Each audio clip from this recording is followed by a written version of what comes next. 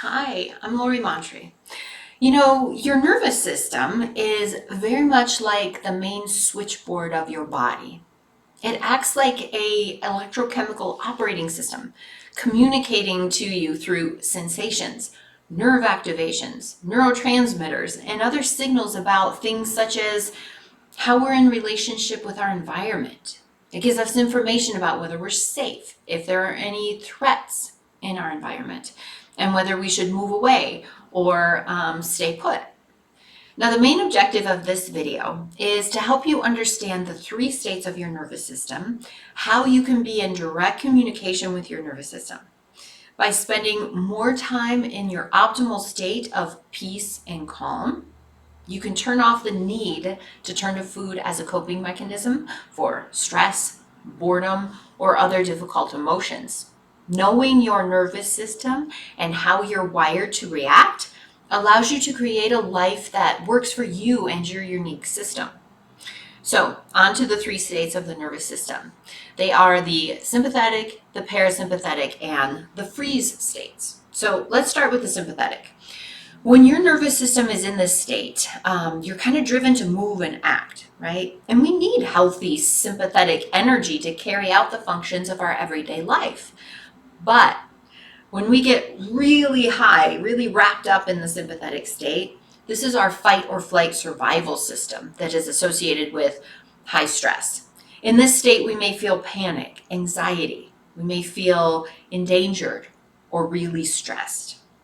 In this sympathetic state, many of our secondary systems, which are not essential for survival in the moment, such as digestion, are shut down. And now, this fact is really important for you to understand because autoimmune disease, inflammation, digestive issues, and many other illness and maladies are the result of the body spending too much time in the sympathetic state of fight or flight. The parasympathetic system, it allows us to slow down, to rest, to digest, to sleep, to heal.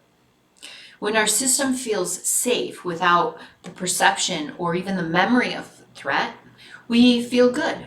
Our bodies can function optimally. It's when we're in the sympathetic state that we have access to the highest, most evolved portions of ourselves. Now, in this state, we don't feel the need to turn to food to calm down. We're already there. Now, the third state that we'll talk about today is the freeze state. Faced with a stress or a danger, including an uncomfortable emotion that we think we can't run away from or fight, our system may drop us into the freeze state. Now, in this state, we may start to feel some level of exhaustion, collapse, disorientation, numbness, apathy, helplessness, resignation. We might feel collapsed or zoned out. So these are the three states, very briefly, of the nervous system. And it's important to know that we need some level of functioning of all of these branches under stress and at ease. We're never going to achieve self-regulation 100% of the time, but we don't need to. We need the clues that our emotions and bodies give us about what is happening in our nervous system from moment to moment, not some kind of ultimate perfection. Now, regardless of how your nervous system has responded to threats, stress, and trauma in the past, those responses were highly functional and exactly what you needed at the time. Whether or not they're functional, effective, and desired now is another question. If they aren't, meaning if you are feeling some level of dissociation between your mind and body, or if you find yourself stuck, repeating behaviors and patterns that you know aren't serving you, just know that improvement is possible for you by learning to work with your nervous system. Now, a really important thing that happens when our nervous system is stuck in that state of survival, whether that's being in the freeze or the fight and flight state, it's really important to understand that in that state, your lower brain essentially takes over, shuts down access to your higher brain. And this is really crucial to understand if you want to comprehend why you have unwanted patterns with food and behave in ways that are inconsistent with what you've decided would best serve you. In the survival state, you have limited access to your good ideas, your concern for the future, and your self-control.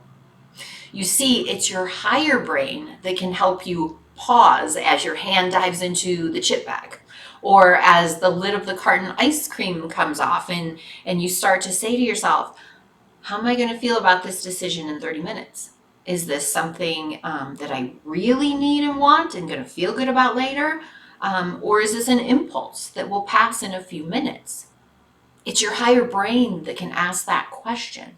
What am I really needing, feeling, wanting right now? Why am I feeling what I'm feeling? So connection with your higher brain is essential to being able to make a conscious choice that's consistent with what you really want to be doing. Now, contrast that to what you often feel when you're in the middle of a feeling triggered with food. You probably feel like you're on autopilot.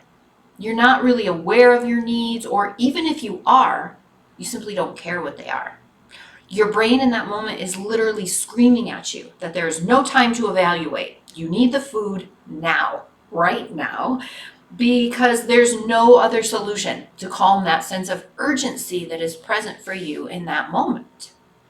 Now, furthermore, nothing that you do with your mind in that moment is going to help you overcome that sense of urgency.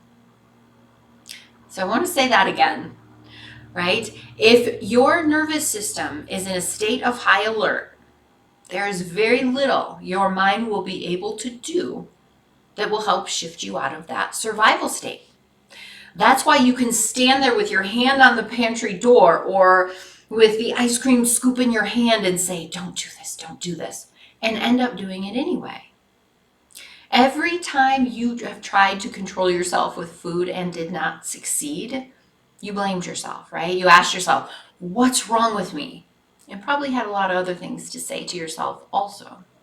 But the truth is, you really didn't have a choice. We do not win against our survival system. We aren't supposed to.